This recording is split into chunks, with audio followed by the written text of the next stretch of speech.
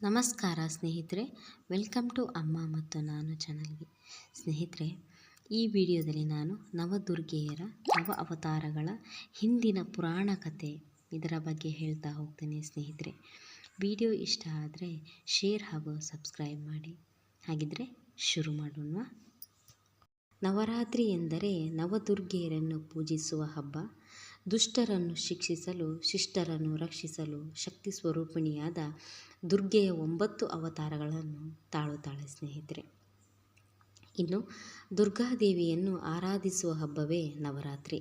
9 ದಿನಗಳ ಕಾಲ ಭಾರತಾದ್ಯಂತ ನಡೆಯುವ ಹಬ್ಬ ಇದಾಗಿದ್ದು, ಕರ್ನಾಟಕದಲ್ಲಿ ನವರಾತ್ರಿಯನ್ನು ದಸರಾವೆಂದು ಕರೆದರೆ, ಪಶ್ಚಿಮ ಬಂಗಾಳದಲ್ಲಿ ದುರ್ಗಾ ಪೂಜೆ ಎಂದು ಆಚರಿಸಲಾಗ್ತದೆ. ನವರಾತ್ರಿ ಎಂದರೆ 9 ರಾತ್ರಿಗಳು. ದೇವಿಯ 9 ವಿಧದ ರೂಪಗಳನ್ನು 9 ದಿನಗಳಲ್ಲಿ ಆರಾಧಿಸಲಾಗ್ತದೆ. ಸ್ನೇಹಿತರೆ, ಇನ್ನು ನವರಾತ್ರಿಯ ಹಿನ್ನೆಲೆ. ಪರಶಿವನ ಪತ್ನಿಯಾದ ದುರ್ಗಾಮಾತೆಯು ಅತ್ಯಂತ ಶಕ್ತಿಶಾಲಿಯಾದ ದೇವತೆಯಾಗಿದ್ದು, ಆದಿಶಕ್ತಿ ಅಂತ ಕರೆಯಲ್ಪಡ್ತಾಳೆ. ಆದಿಶಕ್ತಿಯನ್ನು ಕಾಳಿ, ಪಾರ್ವತಿ, ಗೌರಿ, ಸತಿ, ಮಹಾಮಾಯೆ ಹಾಗೂ ಮಹಿಷಾಸುರ ಮರ್ದಿನಿ ಮುಂತಾದ ವಿವಿಧ ರೂಪಗಳಲ್ಲಿ ಆರಾಧಿಸಲಾಗುತ್ತದೆ. ಸ್ನೇಹಿತರೆ, ಇನ್ನು ಪುರಾಣಗಳಲ್ಲಿ ಹೇಳುವಂತೆ ಮಹಿಷಾಸುರನೆಂಬ ಎಮ್ಮೆ ರೂಪದ ಅಸುರನು ತನ್ನ ಸೈನ್ಯದೊಂದಿಗೆ ದೇವಲೋಕಕ್ಕೆ ದಾಳಿ ಮಾಡ್ತಾನಂತೆ. ಸ್ನೇಹಿತರೆ, ದೇವತೆಗಳನ್ನು ಹೊರಗೆ ಅಟ್ಟುತ್ತಾನಂತೆ. ಆಗ ದೇವತೆಗಳೆಲ್ಲರೂ ತ್ರಿಮೂರ್ತಿಗಳಾದ ಬ್ರಹ್ಮ, ವಿಷ್ಣು, ಮಹೇಶ್ವರನನ್ನು ಕಾಪಾಡುವಂತೆ ಕೇಳಿಕೊಳ್ತಾರಂತೆ. ಇನ್ನು 3 ತ್ರಿಮೂರ್ತಿಗಳು ತಮ್ಮ ದೇಹದ ಶಕ್ತಿಯನ್ನೆಲ್ಲ ಸೇರಿಸಿ ದೇವತೆಯನ್ನು ಸೃಷ್ಟಿ ಮಾಡ್ತಾರಂತೆ. ಎಲ್ಲ ದೇವರ ಶಕ್ತಿಯು ಸೇರಿ ದೇವಿಯ ದುರ್ಗೆಯ ಅವತಾರವೆತ್ತಾಳಂತೆ. ಸ್ನೇಹಿತರೆ, ಶಕ್ತಿಗಳ ಸಂಗಮದಿಂದ ಆದ ದುರ್ಗಾದೇವಿಯ ಅವತಾರದಲ್ಲಿ ದೇವಿಯು 10 ಕೈಗಳನ್ನು ಹೊಂದಿರುವ ಸುಂದರವಾದ ಸ್ತ್ರೀಯಾಗಿ ಹುಟ್ಟಿದ ನಂತರ ದೇವತೆಗಳೆಲ್ಲ ಆಕೆಗೆ ಉಡುಗೊರೆಯನ್ನು ನೀಡ್ತಾರಂತೆ. ಸ್ನೇಹಿತರೆ, ಇನ್ನು ಈಶ್ವರನು ತ್ರಿಶೂಲವನ್ನು, ವಿಷ್ಣು ಚಕ್ರವನ್ನು, ವರುಣ ದೇವನು ಪಾಶವನ್ನು, ಇಂದ್ರನು ವಜ್ರಾಯುಧವನ್ನು ಹಾಗೂ ವಾಯು ಬಾಣಗಳನ್ನು ದುರ್ಗೆಗೆ ನೀಡ್ತಾರಂತೆ. ವಸ್ತ್ರಗಳನ್ನು ಮತ್ತು ವಾಹನವಾದ ಸಿಂಹವನ್ನು ಪರ್ವತಗಳ ರಾಜ ಹಿಮವಂತನು ನೀಡ್ತಾನಂತೆ. ಎಲ್ಲ ಆಯುಧಗಳಿಂದ ಸನ್ನದ್ಧನಾಳಾದ ದೇವಿಯು ಯುದ್ಧಕ್ಕೆ ಸಿದ್ಧಳಾಗಿ ಅಸುರ ಸೈನ್ಯದ ಮೇಲೆ ಆಕ್ರಮಣ ಮಾಡ್ತಾಳಂತೆ.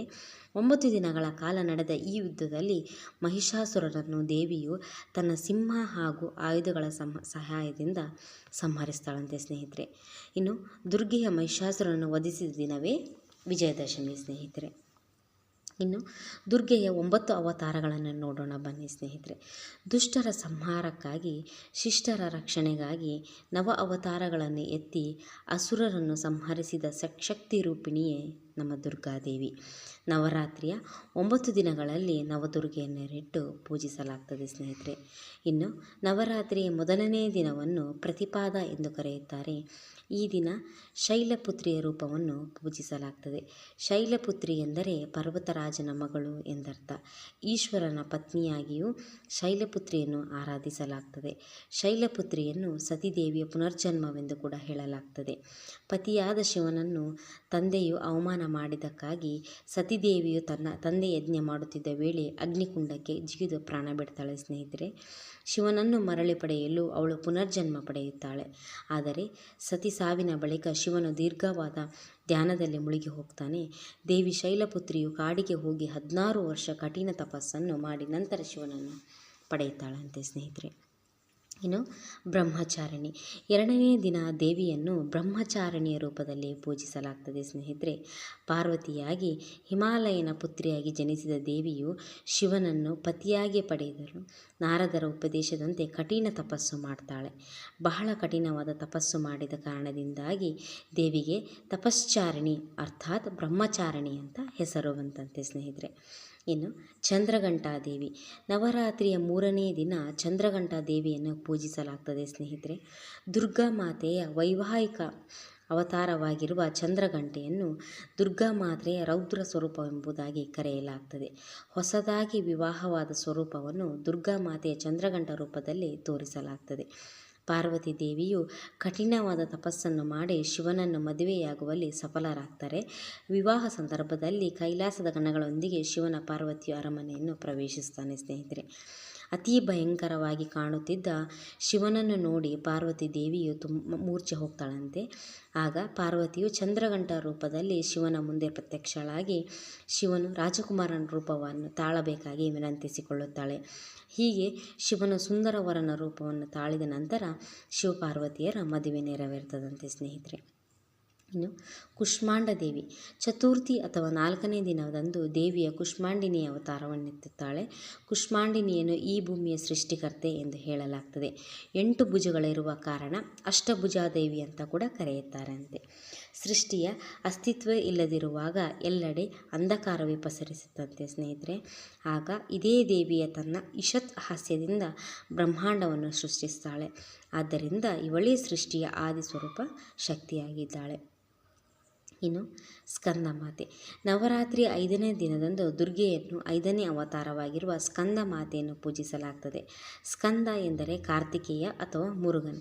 ಕಾರ್ತಿಕೇಯನ ತಾಯಿಯೇ ಸ್ಕಂದ ಮಾತೆ. ಕಾರ್ತಿಕೇಯನನ್ನು ತನ್ನ ತೊಡೆಯ ಮೇಲೆ ಕೂರಿಸಿರುವ ರೂಪದಲ್ಲಿ ಈ ದೇವಿಯನ್ನು ಪೂಜಿಸಲಾಗ್ತದೆ ಸ್ನೇಹಿತರೆ. ಕಾತ್ಯಾಯಿನಿ ನವರಾತ್ರಿ 6ನೇ ದಿನ ಕಾತ್ಯಾಯಿನಿಯನ್ನು ಆರಾಧಿಸಲಾಗ್ತದೆ.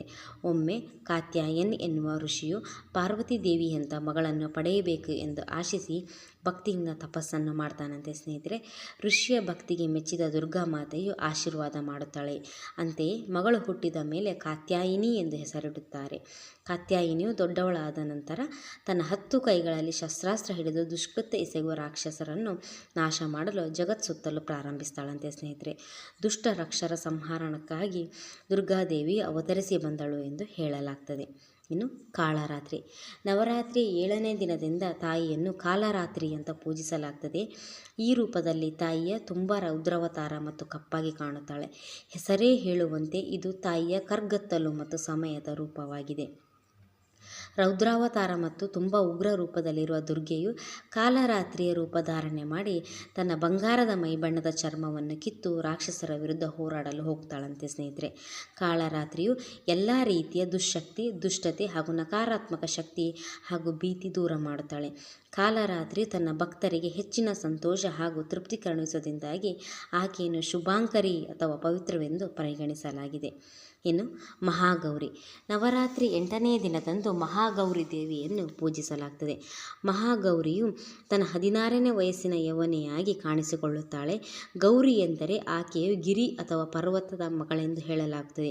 ಗೂಳಿ ಮೇಲೆ ಪ್ರಯಾಣಿಸುವ ಗೌರಿ ತನ್ನ ಕೈಯಲ್ಲಿ ತ್ರಿಶೂಲದೊಂದಿಗೆ ಡಮರುವನ್ನು ಹಿಡಿದುಕೊಂಡಿರುತ್ತಾಳೆ. ತಾಯಿ ದುರ್ಗೆಯ ಭೂಮಿಯ ಮೇಲಿನ ಜನ್ಮವನ್ನು ಪಡೆದು ಮರಳಿ ದೇವಲೋಕಕ್ಕೆ ಹೋಗಿ ಶಿವನನ್ನು ಮದುವೆಯಾಗಲು ಬಯಸ್ತಾಳಂತೆ ಸ್ನೇಹಿತರೆ. ಇನ್ನು ನಾರದರ ಸಲಹೆಯಂತೆ ಶಿವನನ್ನು ಒಲಿಸಿಕೊಳ್ಳಲು ತಪಸ್ಸು ಮಾಡುತ್ತಾಳೆ. ಆಕೆ ಸಂಪೂರ್ಣ ತಪಸ್ಸಿನಲ್ಲಿ ಮಗ್ನವಾಗಿ ಆಹಾರ ನೀರನ್ನು ತ್ಯಜಿಸಿರುವ ಸಮಯದಲ್ಲಿ ಆಕೆಯ ದೇಹದಲ್ಲಿ ಧೂಳು ಕೊಳೆ ತುಂಬಿಕೊಳ್ಳುತ್ತದಂತೆ ಸ್ನೇಹಿತರೆ. ಬಿಸಿಲಿನಿಂದಾಗಿ ಆಕೆಯ ದೇಹವು ಸಂಪೂರ್ಣವಾಗಿ ಕಪ್ಪಾಗ್ತದೆ. ಸಾವಿರಾರು ವರ್ಷಗಳ ತಪಸ್ಸಿನ ನಂತರ ಶಿವನು ಆಕೆಯಿಂದ ಪ್ರಭಾವಿತನಾಗಿ ಆಕೆಯ ದೇಹವನ್ನು ಹೊಳೆಯುವಂತೆ ಮಾಡಲು ಗಂಗೆಯನ್ನು ಹರಿಯಲು ಬಿಡುತ್ತಾನೆ. ಇದರಿಂದ ಗೌರಿಯು ಕಾಂತಿಯುತವಾಗಿ ಶ್ವೇತವರ್ಣದಲ್ಲಿ ಧ್ಯಾನಾಸಕ್ತಳಾಗಿ ಕಾಣ್ತಾಳಂತೆ ಸ್ನೇಹಿತರೆ. ಇನ್ನು ಸಿದ್ಧಿದಾತ್ರಿ ನವಮಿಯಂದು ದುರ್ಗೆಯ 9ನೇ ಅವತಾರವಾದ ಸಿದ್ಧಿದಾತ್ರಿಯ ರೂಪದಲ್ಲಿ ಪೂಜಿಸಲಾಗ್ತದೆ. ಸಿದ್ಧಿದಾತ್ರಿ ದೇವಿಯ ತ್ರಿಮೂರ್ತಿಗಳಾಗಿರುವ ಬ್ರಹ್ಮ, ವಿಷ್ಣು, ಮಹೇಶ್ವರರಿಗೆ ಆಧ್ಯಾತ್ಮಿಕ ವೈಭವ ಹಾಗೂ ಪರಿಪೂರ್ಣತೆ ನೀಡುತ್ತಾಳೆ. ಅಷ್ಟಮಹಾಸಿದ್ಧಿಯನ್ನು ನಿರ್ಮಿಸಿ ಅದನ್ನು ತ್ರಿಮೂರ್ತಿಗಳಿಗೆ ನೀಡುತ್ತಾಳೆ. ತಾಯಿ ಸಿದ್ಧಿದಾತ್ರಿಯ ಪರಿಪೂರ್ಣತೆ ಎಲ್ಲ ರೀತಿಯ ಶಕ್ತಿ, ವೈಭವ, ಮಹಿಮೆಯ ಮೂಲ ಸ್ನೇಹಿತರೆ. ಹೀಗೆ ನವರಾತ್ರಿಯ 9 ದಿನಗಳಲ್ಲಿ ನವದುರ್ಗೆಯರನ್ನು ಸ್ಥಾಪಿಸಿ ಪೂಜಿಸಲಾಗ್ತದೆ. ಜಗತ್ತಿನ ಯಾವಾಗ ತಾಮಸಿಕ, ಅಸುರಿ ಮತ್ತು ಕ್ರೂರ ಜನರ ಪ್ರಬಲರಾಗಿ ಸಾತ್ವಿಕ ಮತ್ತು ಧರ್ಮನಿಷ್ಠ ಸಜ್ಜರನ್ನು ಪೀಡಿಸುತ್ತಾರೆಯೋ ಆಗ ದೇವಿಯು ಧರ್ಮ ಸಂಸ್ಥಾಪನೆಯಾಗಿ ಪುನಃ ಅವತಾರ ತಾಳ್ತಾಳೆ ಅಂತ ಹೇಳಲಾಗ್ತದೆ ಸ್ನೇಹಿತರೆ. ಇದಿಷ್ಟು ನವರಾತ್ರಿ ಹಾಗೂ ನವದುರ್ಗೆಯರ ಬಗ್ಗೆ ಸ್ನೇಹಿತರೆ. ವಿಡಿಯೋ ಇಷ್ಟ ಆದರೆ ಶೇರ್ ಹಾಗೂ ಸಬ್ಸ್ಕ್ರೈಬ್ ಮಾಡಿ. Thank you.